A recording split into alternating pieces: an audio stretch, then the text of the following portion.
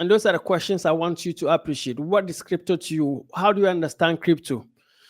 But before we talk about what crypto is all about, I want you to know that if you don't know it, how do you trade it?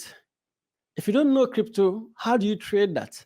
So, as a saying that cryptocurrency is a type of digital or virtual currency that uses cryptography for security. And this is for the newbies. Those of you who are new to crypto, you need to understand that. So when you get here, you'll be able to understand. But what makes crypto unique? So there are things that makes crypto a little unique of other coins that you need to understand. Yeah, and one is the blockchain. So it runs on blockchain, and those are the things that you need to appreciate. And decentralized in nature. So it simply means that no government controls crypto. No one. And that is why the whole world is adopting crypto, because this is a currency that no one controls. So as a new beginner or a newbie, you need to appreciate that this is the landscape. Or Suyini is up here. Let me bring Suyini up. And that is what you need to know. And also the last part is that it is a digital currency. It's a virtual like digital currency secured by cryptography. So these are the three things that makes it unique: blockchain technology, the cryptography, and decentralized, no central authority. Some governments can limit it in their countries, and we'll talk about that. Maybe in US, in Canada, you can't use certain like exchanges and wallets because they've limited that. But then they don't have control over crypto.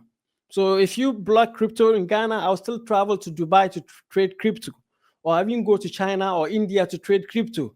And that is how powerful crypto is. So those are the things that makes it what? Unique. But before we finish with the boring stuff, and I know some of you don't like definitions, that's why you are not going back to school. But you need to know this. When was Bitcoin started? Because as a trader, you need to know all this. In 2009, it was started by a alleged anonymous group. And we all know their name to be Satoshi Nakamoto. So if they ask you, oh, who started crypto? Like Bitcoin. So when we say crypto, it's the whole industry. But when we specialize and say Bitcoin, that makes a difference.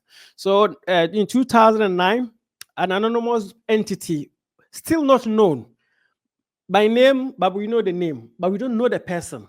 It's Satoshi Nakamoto in 2009 started this. And as of today, we have 21 million circulating coins. So Bitcoin only has 21 million.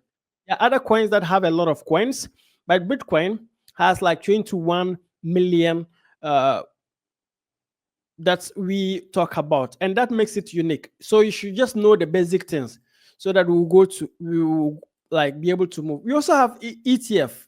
So you see all the people majority of the people who create tokens like Shiba and other stuff, they use the ETF smart contract. And Ethereum is also another coin, which has also a big market cap. Apart from Bitcoin, is the second largest. And sometimes you hear terminologies like altcoins. What are altcoins? So these are coins that are all the coins in the system apart from Bitcoin. So that's altcoins. You should know that. So when you hear altcoins, don't be surprised. It is just like these are coins that are in the system apart from Bitcoin, right?